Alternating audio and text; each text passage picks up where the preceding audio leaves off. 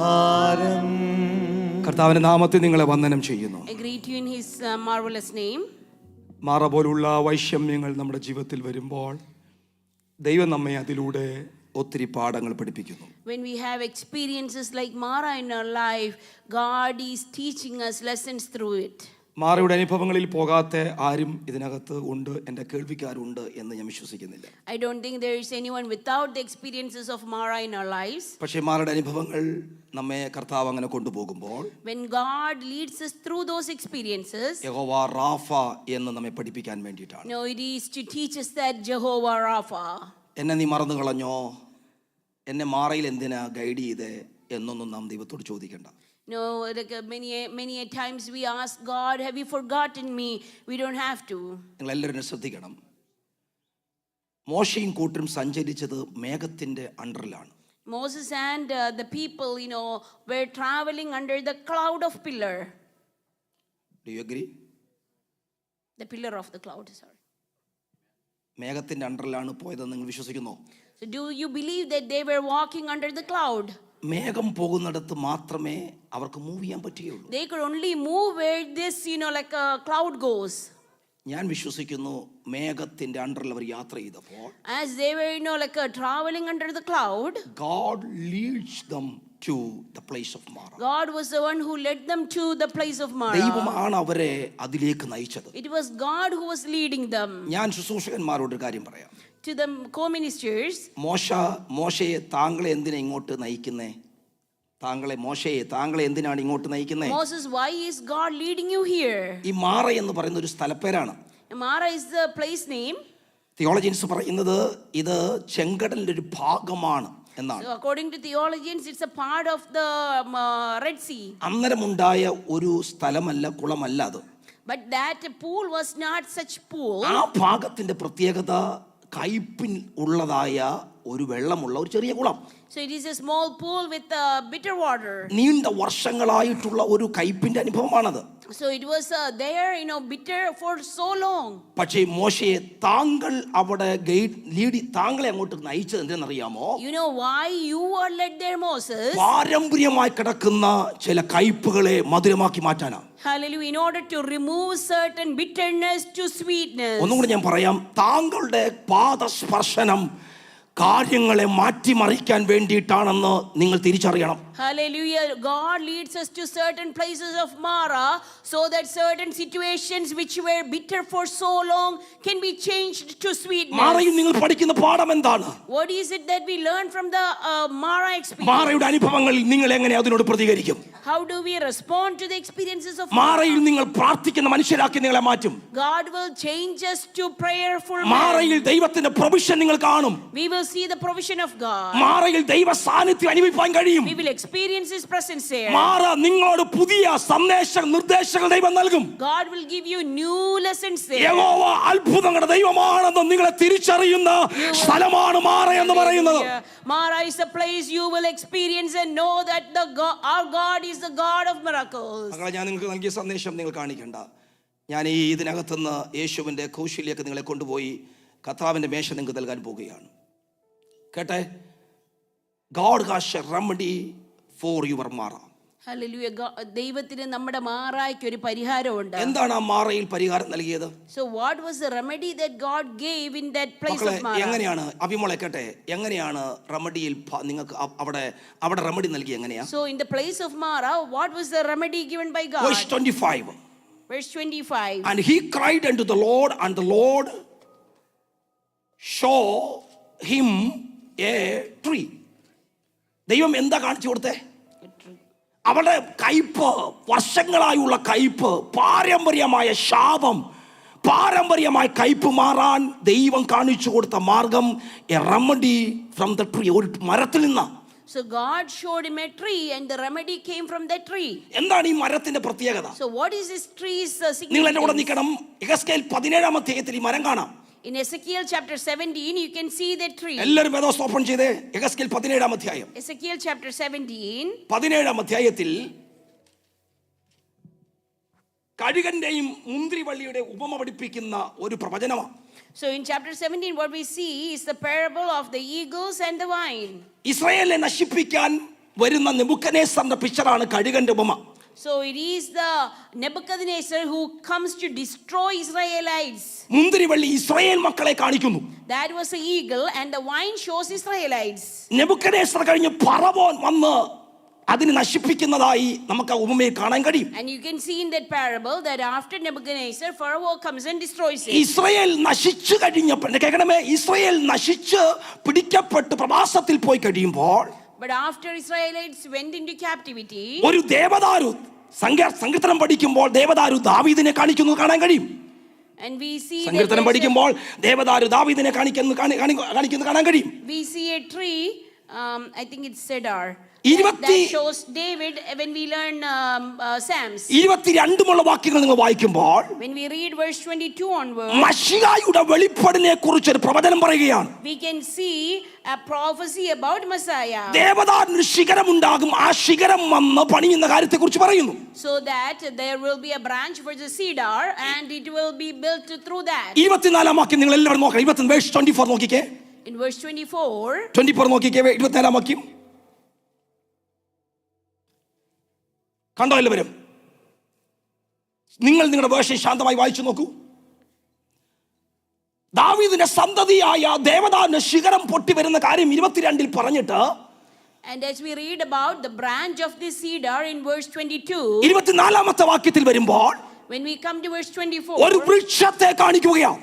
we see a tree. ആ വൃക്ഷത്തിന്റെ പ്രത്യേകത, The specialty of that tree is, യഹോവയായ ഞാൻ ഉയരമുള്ള വൃക്ഷത്തെ താഴ്ത്തി താണിരുന്ന വൃക്ഷത്തെ ഉയർത്തും. all the trees of the field will know that I am the Lord. I bring down the high tree, exalt the low tree. പച്ചയായ ഒരു വൃക്ഷത്തെ ഉണക്കി ഉണങ്ങിയ വൃക്ഷത്തെ തഴപ്പിക്കും, ഫ്ലറിഷാക്കും, പുതിയ ജീവൻ നൽകും. Dry up the green tree and make the dry tree flourish. എന്ന് വൃക്ഷം നിൽക്കുന്ന കാടാണെങ്കിൽ കേട്ടണം, സകല നേഷൻസും അറിയണം ഇങ്ങനൊരു വൃക്ഷം വരുന്നുണ്ട്. താണു വന്നിട്ട് താണു കിടക്കുന്ന വൃക്ഷത്തെ ഉയർത്തുന്ന ഒരു മരം ഇറങ്ങി വരുന്നുണ്ട്. So like all the nations should know that there is a tree coming that will lift all the dry trees and that will flourish the dry trees. NLT version നിങ്ങൾ നോക്കിക്കേ. If you would read, and all the trees of the world will know that it is who cuts the tall tree down and makes the short tree grow tall, and it is I who makes the green tree wither and gives the dead tree new life. നിങ്ങളെന്താ ശാന്തമായിട്ടിരിക്കുന്നത്? ആദ്യമായിട്ടാണോ ഈ 17 അധ്യായം വായിക്കുന്നത്? ആദ്യമായിട്ടാണോ യഹോവയുടെ 17 അധ്യായം വായിക്കുന്നത്? ആദ്യമായിട്ട് 17 അധ്യായം വായിക്കുന്നത്? ഞാൻ കാരൊന്നും പോക്കുന്നില്ല. ആദ്യമായിട്ടാണോ ഈ ഭാഗം വായിക്കുന്നത്? ആദ്യമായിട്ടാണോ? സ്തോത്രം. ഞാൻ നിങ്ങളുടെ മുമ്പിൽ ഒരു വൃക്ഷത്തെ പരിചയപ്പെടുത്തുകയാണ്. So I want to bring to your attention a tree. ഉയരത്തിൽ വളർന്ന ദേവദാരു എന്ന് പറയുന്ന ദാവീദിന്റെ ശിഖരത്തിൽ നിന്ന് ഒരു ശിഖരം പൊട്ടി പുറപ്പെട്ടു വരുന്നു എന്നാ പറയുന്നത്. So it talks about a branch that comes out of David, the cedar tree.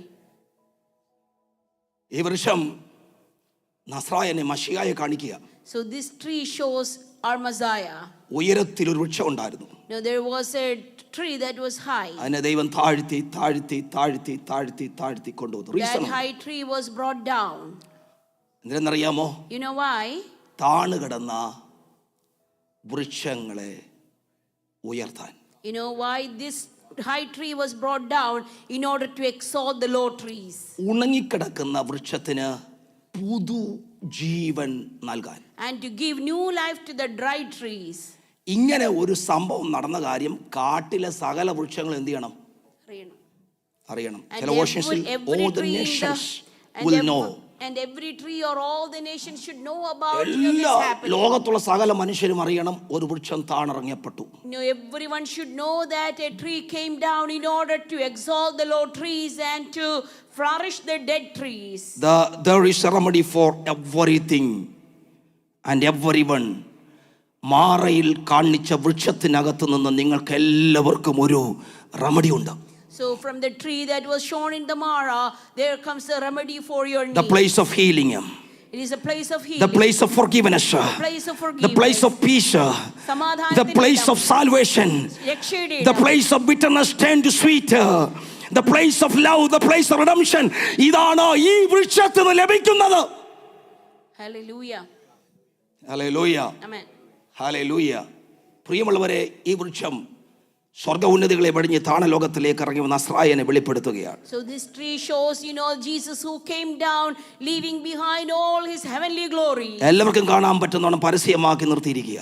He is stand in public so that everyone can see. റോമാലേഖനം 3:25 വാക്യം ഇങ്ങനെ In പറയുന്നു. Romans chapter 3 verse 25 we read. Whom put forward before the eyes of all. എല്ലാ മനുഷ്യരും കാണുക യേശു കർത്താവ് നിർത്തിയൊരു കാക്കി പറയുന്നു, വിശ്വസിക്കുന്നവർക്ക് അവൻ തന്റെ രക്തം മൂലം പ്രായശ്ചിത്തമാകുവാൻ ദൈവം അവനെ പരസ്യമാക്കി നിർത്തിയിരിക്കുന്നു. So this is what we read in 25. God displayed Jesus publicly as a propitiation in his blood through faith. This was to demonstrate his righteousness. ആര് ഈ ക്രൂശിലേക്ക് നോക്കി യേശുവിനെ വിശ്വസിക്കുന്നുവോ അവർക്ക് പാപക്ഷമ ലഭിക്കുന്നു. Whoever looks unto that cross and believe in Jesus, they will receive forgiveness of their sins. യേശുക്രിസ്തുവിലൂടെ നിന്റെ മാറയുടെ remedy ഉണ്ട്. And through Jesus there is a remedy for your bitterness. ഞാൻ ഈ ബിറ്റർനെസ്സിന് കൊടുക്കുന്ന പദം പാപമെന്ന ബിറ്റർനെസ് ആണ്. So this bitterness is sin. ലോകത്തെ കാർന്നു പിടിക്കുന്ന സംഭവം ഈ പാപമാണ്, പാപമെന്ന വിഷയമാണ്. So it is the sin that takes over the world now. പാപത്തിന് പരിഹാരം ഒറ്റ സ്ഥലമേ ഉള്ളൂ, അത് കാൽവരി ക്രൂശ് തന്നെയാണ്. So the remission of our sin is on the cross of കുഞ്ഞെ, Calvary. നിന്റെ പാപത്തിന്റെ പരിഹാരം വരുത്താൻ വേണ്ടി സ്വർഗ ഉന്നതകളെ ഇറങ്ങി വന്ന വൃക്ഷത്തെയാണ് ഞാൻ നിങ്ങളെ പരിചയപ്പെടുത്തുന്നത്. ഒരു വൃക്ഷത്തെ താഴ്ത്തി കൊണ്ടുവന്ന് ഉണങ്ങിക്കിടന്ന പാപത്തിൽ കിടന്ന ചേറ്റി കിടന്ന് നിന്നെ ഉയർത്താൻ ദൈവം നിന്നോട് കാണിച്ച കരുണയെ ഇന്ന് രാവിലെ ഓർത്തിട്ട് നന്ദി പറയാൻ തയ്യാറാകണം. ആ വൃക്ഷത്തെ നിനക്ക് വേണ്ടി ഉണക്കി കളഞ്ഞു. Hallelujah. The tree which was high was withered because he wanted to flourish you and give you new life. റോമാലേഖനം 2 കൊരിന്ത്യർ 8:9 ഇങ്ങനെ വായിക്കുന്നു. 2 Corinthians chapter 8 verse 9. ഇതേ അർത്ഥം വരുന്ന യെഹെസ്കേൽ 17:24 അതേ അർത്ഥം വരുന്ന ഒരു പദമാണ്. നമ്മുടെ കർത്താവായ യേശുക്രിസ്തു യേശുക്രിസ്തു സമ്പന്നനായിരുന്നിട്ടും അവൻ്റെ ദാരിദ്ര്യത്താൽ നിങ്ങൾ സമ്പന്നരാകേണ്ടതിന് നിങ്ങൾ നിമിത്തം, ഞാൻ നിമിത്തം ദരിദ്രനായി തീർന്ന കൃപ നിങ്ങൾ അറിയുന്നുവല്ലോ. 2 Corinthians chapter 8 verse 9 we read, for you know the grace of our Lord Jesus Christ, that though he was rich, yet for your sake he became poor, so that you through his poverty might become rich. Amen. Amen. അപ്പോൾ ഈ വൃക്ഷത്തെ നിങ്ങൾക്ക് മനസ്സിലായി, ഇത് യേശുക്രിസ്തു എന്ന വൃക്ഷമാണ്. So this tree represents Jesus Christ. കർത്താവിന്റെ മേശയിലേക്ക് നാം പ്രവേശിക്കുകയാണ്. As we are entering to the Lord's table. മുമ്പേ നമ്മുടെ പാസ്റ്റർ ടീം പറഞ്ഞതുപോലെ ആർക്കെങ്കിലും എന്തെങ്കിലും അത്യാവശ്യ കാര്യങ്ങൾക്ക് വേണ്ടിയിട്ട് പോകണമെന്നുണ്ടെങ്കിൽ അടുത്തൊരു 10 മിനിറ്റ് ഞാൻ ദൈവജന വചനം നിങ്ങൾ പങ്കുവയ്ക്കും സമയം നിങ്ങൾ ശ്രദ്ധിക്കുകയും 12 മണിക്ക് തന്നെ കർത്താവിന് മേശ തീർക്കണമെന്ന് എനിക്ക് ആഗ്രഹമുണ്ട്. കാരണം ചിലർക്ക് ജോലിക്ക് കടന്നു പോകണമെന്ന് എന്നോട് പറഞ്ഞിട്ടുണ്ട്. അതുകൊണ്ട് ദയവായി നിങ്ങൾ ആർക്കെങ്കിലും അത്യാവശ്യം കർത്താവിൻ്റെ മേശ തുടങ്ങിക്കഴിഞ്ഞാൽ അങ്ങോട്ടും ഇങ്ങോട്ടും ഒന്നിൻ്റെ കാര്യത്തിൽ നിങ്ങൾ നടക്കരുത് എന്ന് കർത്താവിൻ്റെ നാമത്തിൽ ഞാൻ നിങ്ങളെ ഓർപ്പിക്കുകയാണ്. കർത്താവിൻ്റെ നാമത്തിൽ നിങ്ങളെ ഓർപ്പിക്കുകയാണ്. കർത്താവ് അങ്ങനെ നിങ്ങളെ സഹായിക്കുമാറാകട്ടെ. I request you, if you need to go out, for some reason, please go out now.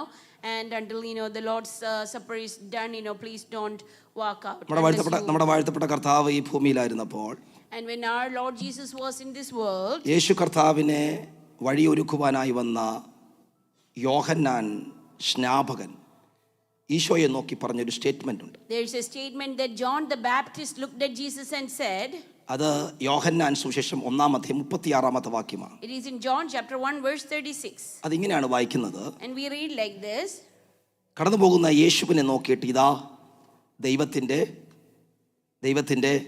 കുഞ്ഞാട് എന്ന് പറഞ്ഞു. യേശുവിനെ വിളിച്ച പേരാണ് ദൈവത്തിന്റെ കുഞ്ഞാട്. ദൈവത്തിന്റെ കുഞ്ഞാട്. Jesus, this is what John the Baptist said, behold the Lamb of God. ലോകത്തിന്റെ അത് എക്സ്പ്ലെയിൻ ചെയ്ത് ഒന്നും കൂടെ പറയുന്ന 29 2 വാക്യം മുമ്പിൽ പറയുന്നൊരു പദമുണ്ട്, behold the lamb of God. ലോകത്തിന്റെ പാപത്തെ ചുമക്കുന്ന ദൈവത്തിന്റെ കുഞ്ഞാട്. So like in a couple of verses, prior to that, this is what we read, behold the Lamb of God who carries the sin of the world. കുഞ്ഞാട് എന്ന മെറ്റഫോഴ്സിൽ, ആ പദത്തിൽ യേശുവിനെ കുറിച്ച് പറയുന്ന 7 പദങ്ങളുണ്ട്. So the metaphor, the lamb, there are 7 verses we can read about Jesus. എനിക്ക് അടുത്ത 10 മിനിറ്റ് കൊണ്ട് 7 കാര്യം പറയാൻ പറ്റില്ല. അടുത്തൊരു പ്രാവശ്യം ഞങ്ങൾ പങ്കുവയ്ക്കാം. I will not explain everything.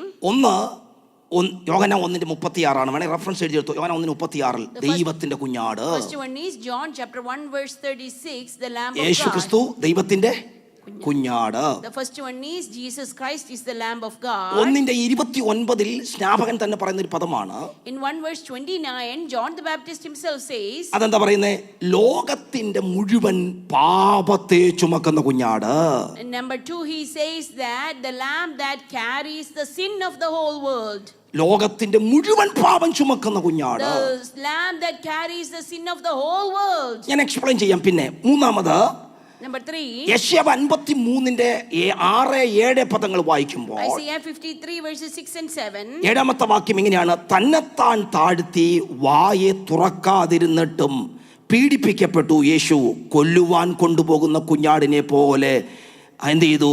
മിണ്ടാതെ ഇരുന്നു എന്നൊരു പദമുണ്ട്. മിണ്ടാതെ ഇരിക്കുന്ന കുഞ്ഞാടെന്നൊരു So പദമുണ്ട്. the silent lamb, as we read in Isaiah. 4ാമത്തത് ഈ യേശുവിനെ കുറിച്ച് പറയുന്നത് ഇങ്ങനെയാണ്. The fourth one, അതേ അവിടെ തന്നെ പറയുന്ന മൂന്നാമത്തെ അവിടെ തന്നെ പറയുന്ന യെശയ്യാ 53 6ാമത്തെ 7ാമത്തെ വാക്യത്തിൽ കൊല്ലുവാൻ കൊണ്ടുപോകുന്ന കുഞ്ഞാട്. so a lamb that is led to the slaughter. നിങ്ങൾ എന്നോട് ഉണ്ടോ? ഞാൻ വിശദീകരിക്കാം. അടുത്തത് അതിൻ്റെ 1 പത്രോസ് 1:19 ഇന്നലെ ഇവിടെ കഴിഞ്ഞ ദിവസം വായിച്ചതാണ്. 1:19 നമ്മൾ വായിക്കാണുന്ന ഒരു ഭാഗമുണ്ട്. നിഷ്കളങ്കമാണ്, ഇന്നസെന്റ് ലാംബ് എന്ന് പറഞ്ഞ വാക്ക് കൊടുത്തിട്ടുണ്ട്. And in 1 Peter we read that he is the innocent lamb. ആറാമത്തത് 5ാമത്തത് റെവലേഷൻ 5ാമത്തത് 1 കൊരിന്ത്യർ 5-ാം അധ്യായത്തിൽ കൊടുക്കുന്ന ഒരു പദമുണ്ട്. 1 കൊരിന്ത്യർ 5-ാം അധ്യായത്തിൽ കൊടുക്കുന്ന പദമുണ്ട്. അവിടെ ഇങ്ങനെയാണ് ദ പാസ് ഓവർ ലാംബ് എന്ന് കൊടുക്കുന്നത്. Passover lamb. So the next one is the Passover lamb. അത് നമുക്ക് എക്സോഡസിലും 12-ലും കാണാം. ഞാൻ വിശദീകരിക്കാം. We can see that in Exodus. 7ാമത്തത് ഏറ്റവും അവസാനം റെവലേഷനിൽ നമുക്ക് കാണാം. തിരിഞ്ഞു നിന്നുകൊണ്ട് ദൂതസംഘങ്ങൾ പറയുന്ന ഒരു പദമുണ്ട്. റെവലേഷൻ 13-ാം അധ്യായം 8-ാമത്തെ വാക്യം എന്താണെന്നറിയാമോ? അറുക്കപ്പെട്ടു. ലോകസ്ഥാപനം മുതൽ അറുക്കപ്പെട്ട കുഞ്ഞാട്. The slain lamb, as we read in the book of Revelation. എന്നെ കേൾക്കണമേ, ഇതാ ലോകത്തിന്റെ പാപത്തെ ചുമക്കുന്ന കുഞ്ഞാടെന്ന് സ്നാപകൻ യേശുവിനെ നോക്കി പറയുമ്പോൾ എന്താണ് ഈ യോഹന്നാന്റെ മനസ്സിൽ കിടക്കുന്ന ഈ കുഞ്ഞാട്? So as you know, as John the Baptist says, the Lamb of God, what is in his mind? എനിക്ക് ഇതിന്റെ ചില കാര്യങ്ങളൊക്കെ വിശദീകരിക്കാൻ ആഗ്രഹം ഉണ്ടായിരുന്നെങ്കിലും ഞാൻ അതിന് സമയമെടുക്കുന്നില്ല. നിങ്ങൾക്കിതറിയാം. ഞാൻ പിന്നെ സമയങ്ങളിൽ ഞാൻ ഇവിടെ ഉണ്ടല്ലോ, കർത്താവിന് വധിച്ചാൽ പങ്കുവയ്ക്കാം. ഒരു കാര്യം നിങ്ങളോട് പറയട്ടെ. എന്താണ് ഈ യോഹന്നാൻ യേശുവിനെ നോക്കിയിട്ട് ഈ പോകുന്ന കണ്ടോ? 2 ശിഷ്യന്മാരോട് പറയുന്നതാ. യോഹന്നാൻ 2 ശിഷ്യന്മാർ കൂടെ നിൽക്കുമ്പോൾ അവർ പറയാ, ഇങ്ങോട്ട് നോക്കിക്കേ. നിങ്ങളോടല്ല, അന്ന് യോഹന്നാൻ സ്നാപകൻ കൂടെ നിന്ന സഹോദരന്മാരോട് പറഞ്ഞതാണ്. ഈ പോകുന്ന ആരാന്നറിയാമോ? So John the Baptist was telling 2 of his disciples, tell him, please pay attention, look at him. You know who is that? He's the Lamb of God.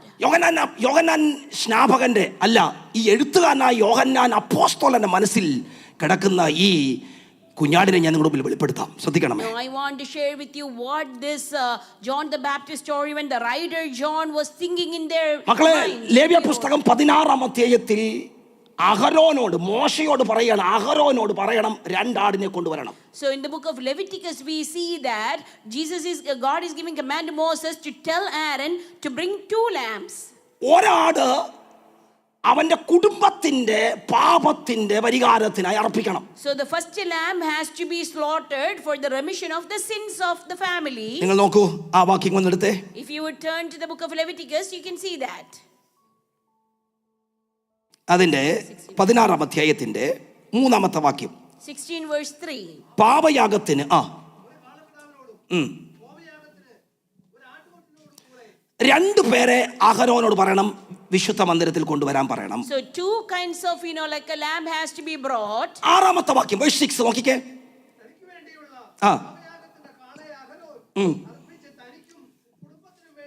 ആദ്യം പുരോഹിതൻ തൻ്റെ കുടുംബത്തിനും വേണ്ടിയിട്ട് ഒരാടിനെ കഴിക്കണം. So the first lamb has to be slaughtered for the remission of the sin of his own family. ഏഴാമത്തെ വാക്യത്തിൽ ശ്രദ്ധിക്കണം നിങ്ങൾ. ഏഴാമത്തെ വാക്യത്തിൽ Verse 7. രണ്ടാമത്തെ ആടിനെ ദൈവസന്നിധിയിൽ സമാപന കൂടാരത്തിന് മുമ്പിൽ കൊണ്ടു നിർത്തണം. So after that they have to bring, two gods, and that has to be brought to the door of the tabernacle. ഈ രണ്ടാടിനെ കൊണ്ടു നിർത്തിയിട്ട് ചീട്ടിടണം. And with both those gods they have to put the lot. ഒന്ന് അഹരോന് വേണ്ടി, One is for Aaron. ഒന്ന് പുരോഹിതന് വേണ്ടി. പുരോഹിതന് വേണ്ടി നടത്തുന്ന പുരോഹിതന് വേണ്ടി. One is for the priest. ഒന്ന് പുരോഹിതന് വേണ്ടി, രണ്ട് അസസ്സേലിനു വേണ്ടി എന്ന് പറയണം. So number 1 is for the priest, number 2 is for Azazel. എബ്രാഹിം ഞാൻ പഠിപ്പിച്ച സമയത്ത് 6-ാം അധ്യായം പഠിപ്പിച്ച സമയത്ത് ഇത് ഞാൻ പഠിപ്പിച്ചിട്ടുണ്ട്, എനിക്കറിയാം. പഴയ ആൾക്കാർക്ക് ഓർമ്മയുണ്ടായിരിക്കും. അസ ആടെന്നാണ്. സേൽ എന്ന വാക്കിന്റെ അർത്ഥം പുറപ്പെടുക, പുറപ്പെടാൻ വേണ്ടി എടുക്കുന്ന ആടെന്നാണ് അർത്ഥം. So it is a scapegoat. One is the scapegoat who would be set out. അപ്പൊ യഹോവയ്ക്ക് 8-ാമത്തെ വാക്യം 9-ാമത്തെ വാക്യം, യഹോവയ്ക്കുള്ള ചീട്ട് വീണ കോലാട്ടുകൊറ്റനെ അഹരോൻ കൊണ്ടുവന്ന് പാപയാഗമായി അർപ്പിക്കണം. അസസ്സേലിന് ചീട്ട് വീണതിനെ മാറ്റി നിർത്തണമെന്നാണ് അവിടെ കൊടുത്തിരിക്കുന്നത്. So the first one, that was for the priest, has to be slaughtered. The second one has to be separated out. 20-ാമത്തെ വാക്യം വായിച്ചേ. Verse 20. 20-ാം വാക്യം, verse 20. ആ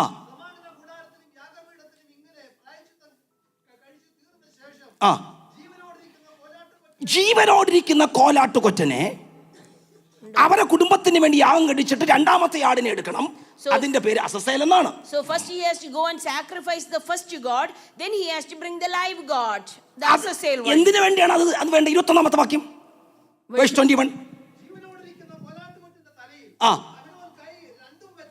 രണ്ട് കൈയും കൂടെ ആ ആടിന്റെ മേളിൽ വെക്കണം. So Aaron has to lay his hands, both hands on this goat. എന്നിട്ട് എന്ത് പറയണം?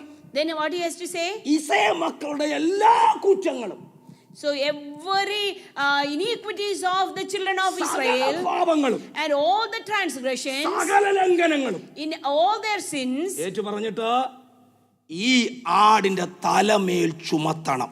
so he has to make this God carry every sin of all the Israelites.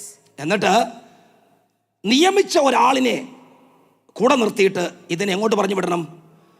വിജനദേശത്തേക്ക്, മരുഭൂമിയിലേക്ക്, മറ്റൊരു വേർഷനിൽ ഫോറസ്റ്റിലേക്ക്, മറ്റൊരു വേർഷനിൽ വിജനദേശത്തേക്ക്, അല്ലെങ്കിൽ ആരുമില്ലാത്തടത്തേക്ക് പറഞ്ഞു വിടണം. So there is an appointed man, or there is a fit man to take this goat away to the forest, and he has to send out this goat with this man, that is a scapegoat. നിങ്ങൾക്ക് ഈ വാക്യം എബ്രായലേഖനം 13:12 കാണാം. You can see the same thing in Hebrews chapter 13. അങ്ങനെ യേശുവും സ്വന്തം രക്തത്താൽ ജനത്തെ വിശുദ്ധീകരിക്കേണ്ടതിന് നഗരവാതിലിന് പുറത്ത്, പാളയത്തിന് പുറത്ത് കഷ്ടം സഹിച്ചു എന്ന് കാണാൻ കഴിയും. എന്നെ കേൾക്കുന്നുണ്ടോ നിങ്ങൾ? Therefore Jesus also, that he might sanctify the people through his own blood, suffered outside the gate. ഇതാ behold എന്ന് പറഞ്ഞ് ശിഷ്യന്മാർ കാണിച്ചു കൊടുക്കുക, ലോകത്തിന് പരിചയപ്പെടുത്തുകയാണ് സകല മനുഷ്യനെ പാപം ചുമക്കാൻ വരുന്ന കുഞ്ഞാട്. So when John the Baptist was pointing Jesus, saying that behold the Lamb of God, he was seeing the scapegoat in Jesus. പഴയ നിയമ പ്രമാണത്തിൽ ജനിച്ചു വന്ന യോഹന്നാൻ സ്നാപകൻ അറിയാം ഈ ആട് ഏതാന്നുള്ളത്. So John the Baptist, knowing all the law book, he knew which goat is this. യം കിപ്പൂർ എന്ന് പറയുന്ന അറ്റോൺമെന്റ് ഡേയിൽ മാത്രം വർഷത്തിൽ ഒരിക്കൽ ചെയ്യുന്ന പരിപാടിയായത്. So this was only done on the atonement day or on the Yom Kippur day. രണ്ട് ആടിനെ അവർ വേർതിരിച്ചെടുത്തു.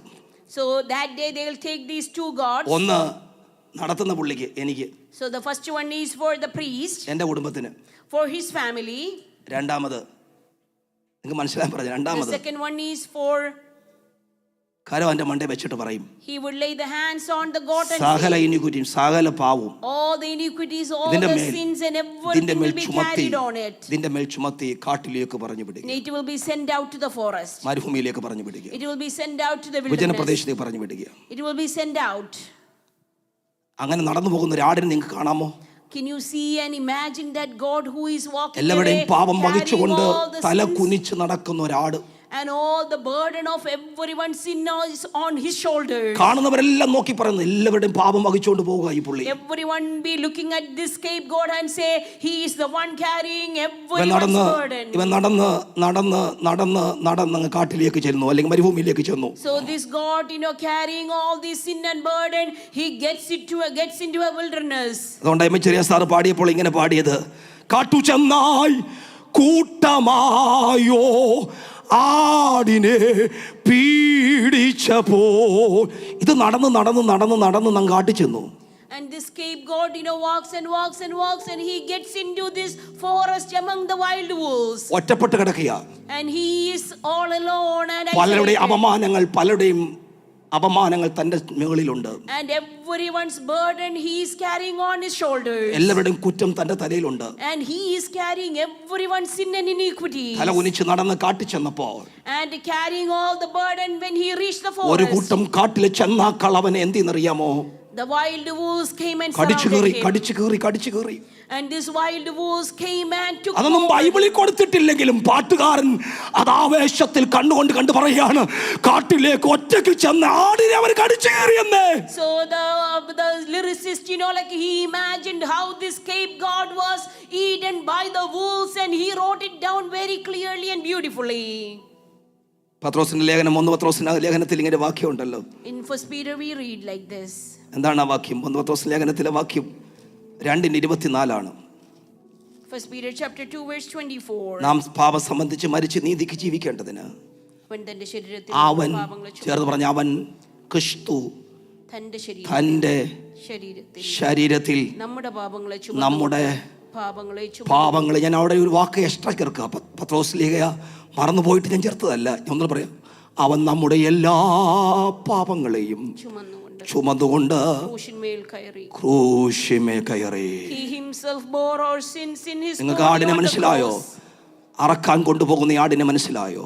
You see the scapegoat who is going അറക്കാൻ കൊണ്ടുപോയപ്പോൾ പിലാത്തോസിന്റെ മുമ്പിൽ നിൽക്കുമ്പോൾ മിണ്ടാതിരിക്കുന്ന ഒരാളിനെ അറിയാമോ നിങ്ങൾക്ക്? You know that silent lamb that stands in front of Pilate. കൊല്ലാൻ കൊണ്ടുപോകുന്ന ഒരാടിനെ പോലെ ഗബദ മുതൽ ഗോൽഗോഥ വരെ അടിച്ചു കൊണ്ടുപോകുന്ന നസ്രായനെ നിങ്ങൾ കണ്ടിട്ടുണ്ടോ?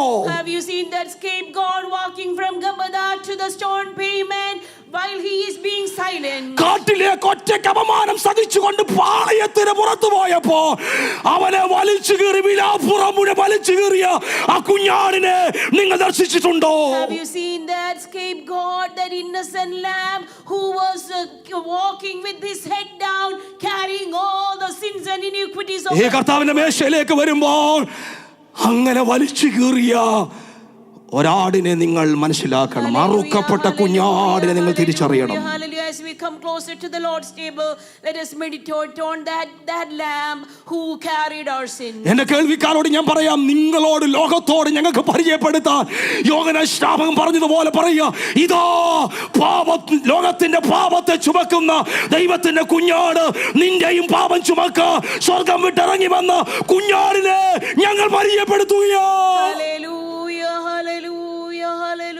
കുഞ്ഞെ, നിന്റെ പാപം എത്ര കടിച്ചുമപ്പാണെങ്കിലും, doesn't matter how dark your sin is, brother and sister or youngster, ആർക്കും പൊറുക്കുവാൻ കഴിയാത്തതാണെങ്കിലും, though you think it cannot be forgiven, നിന്റെ ഭാരവും പാപവും ആരും ചുമക്കാനില്ലെന്ന് നിനക്ക് തോന്നിയാൽ, if you feel like there is no one to carry the burden of my sin, പഴയ നിയമത്തിൽ അസസ്സേലിനെ പോലെ ഒരാട് സകല ഇനിക്കുറ്റിയും ചുമന്നുകൊണ്ട് പാളയത്തിന് പുറത്തു പോകാൻ 2000 വർഷങ്ങൾക്ക് മുമ്പ് ഇറങ്ങി ഇവിടെ വന്നിരുന്നു. നിങ്ങൾ അറിഞ്ഞില്ലെങ്കിൽ കേൾക്കൂ, ആ യേശുവിന്റെ രക്തം നിന്റെ പാപത്തെ പോക്കുവാൻ എന്നും മതിയായതാണ്. യേശുവിന് സമർപ്പിക്കാൻ ഇന്ന് രാത്രി തയ്യാറായേ മതിയാകുകയുള്ളൂ. Let me remind you about the lamb who came down 2000 years ago in order to take away all your sins and iniquities. He is available even today. കാട്ടു ചെന്നാക്കൾ കൂട്ടമായി ആക്രമിച്ചപ്പോൾ, when all the wild wolves came and surrounded him and attacked him, യഹൂദ പ്രമാണിമാർ അവനെ ആക്രമിച്ചപ്പോൾ, when all the Jewish leaders attacked him, യഹൂദ മതവും Roman ഗവൺമെന്റും ചേർന്നവനെ ആക്രമിച്ചപ്പോൾ, when the religion and the politicians all together attacked him, 40 അടികൾ അവനെ അടിച്ചപ്പോൾ, when they were beating him up so bad, അവന്റെ വിലാപ്പുറം മുഴുവൻ ജാല് പോലെ കീറപ്പെട്ടു. when സഹോദരങ്ങളെ, his body was pierced, അവന്റെ വിലാപ്പുറം മുഴുവൻ ജാല് പോലെ കീറപ്പെട്ടു. his body was pierced അവന്റെ തലയിൽ അവൾ മുൾക്കിരീടം ആഞ്ഞടിച്ചു വെച്ചു. They put a crown of thorn in his head. അവനെ 39 അടിയടിച്ച് ദേഹം മുഴുവൻ തകർന്നിരിക്കുമ്പോൾ വസ്ത്രം മാറി പുതിയ ലിനൻ വസ്ത്രം അവന് കൊടുത്തു. They gave him a new linen to put on. യോസേഫസ് എന്ന മനുഷ്യൻ പറയുന്നത് ഇങ്ങനെയാണ്, പച്ച മാംസ കഷണങ്ങൾ താഴെ വീണ് ഉരുളുന്നത് കണ്ടു എന്നാ പറയുന്നത്. And according to the historian Josephus, they saw like this flesh coming out of his body. കർത്താവിന്റെ മേശ എടുക്കുവാൻ താല്പര്യമുള്ള ദൈവമക്കളുണ്ടെങ്കിൽ നിങ്ങൾക്ക് എഴുന്നേറ്റ് നിൽക്കാം Would you ദൈവസന്നിധിയിൽ. please stand up with me if you are being part of the Lord's Supper ഈ today? കുഞ്ഞാടിനെ ഞാൻ നിങ്ങളുടെ മുന്നിൽ പരിചയപ്പെടുത്തുകയാണ്. No, let me remind you about this lamb again. അറക്കാൻ കൊണ്ടുപോകുന്ന കുഞ്ഞാടിനെ പോലെ. So about a lamb which is being led to the slaughter. ഓ പെസഹ കുഞ്ഞാട് അറുക്കപ്പെട്ടു എന്ന് വചനത്തിൽ വായിക്കുന്നത് പെസഹ കുഞ്ഞാടിനെ പോലെ. No, like the Passover lamb who is slain. അറക്കാൻ കൊണ്ടുപോയപ്പോ മിണ്ടാതിരുന്ന ഒരു കുഞ്ഞാട്, A silent lamb when he was led to the എന്റെ slaughter. പാപം ചുമന്നുകൊണ്ട് നടന്ന് പാളയത്തിന് പുറത്തുപോയ കുഞ്ഞാട്, A lamb that carried away my sin out of വീണും the city. എഴുന്നേറ്റും ഗോൽഗോഥായിലേക്ക് പോകുന്ന കുഞ്ഞാട്. The lamb that walks to the cross, falling എന്ന് down. പകല യേശുവിനെ നന്ദി പറയാനായിട്ട് എത്ര പ്രിയപ്പെട്ടവർ കഴിയും? Would you give thanks to the Lord? എത്ര പ്രിയപ്പെട്ടവർക്ക് നന്ദി പറയാൻ How many കഴിയും? of you would give thanks to the Lord? കർത്താവേ, അങ്ങ് എനിക്ക് വേണ്ടിയിട്ടാ Lord, it is for me that you Tejas suffered. മാറ്റി വെച്ചു സ്വർഗ ഉന്നതികളെ വെടിഞ്ഞ് താഴെ ലോകത്തിലേക്ക് ഇറങ്ങി വന്ന് ഉണങ്ങിക്കിടന്ന വൃക്ഷങ്ങളായി എന്നെ പുതുജീവൻ തരാൻ Thank you, Lord. എന്നോട് നീ കാണിച്ച കൃപ എത്ര വലുതാ കർത്താവേ. Lord, how great is your mercy that you have come down from the heavenly places to Nee. lift me up. സമ്പന്നനായിരിക്കെ എന്നെ സമ്പന്നനാക്കാൻ, ദരിദ്രനായ എന്നെ സമ്പന്നനാക്കാൻ ദാരിദ്ര്യത്തിലേക്ക് ഇറങ്ങി വന്ന നിന്റെ കൃപ എത്ര വലുതാ Lord, കർത്താവേ. you took poverty so that I will become rich, Lord.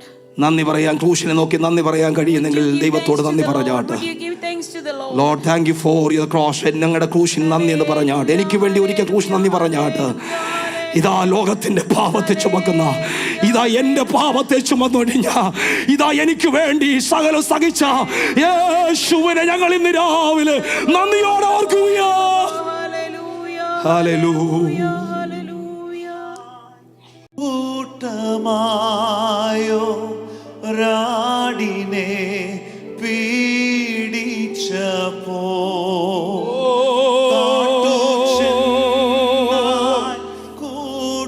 കൂട്ടമായോ രാടിനെ പീഡിച്ചപ്പോ കൂട്ടമായി ദുഷ്ടരടിച്ച പോൽ ചൊരിഞ്ഞ രക്തമേ, കൂട്ടമായി ദുഷ്ടരടിച്ച പോൽ ചൊരിഞ്ഞ രക്തമേ, യേശുവോടി ലോകർ ചെയ്ത ദോർക്ക നീ എന്നുള്ളമേ, യേശുവോടി ലോകർ ചെയ്ത ദോർക്ക നീ എന്നുള്ളമേ,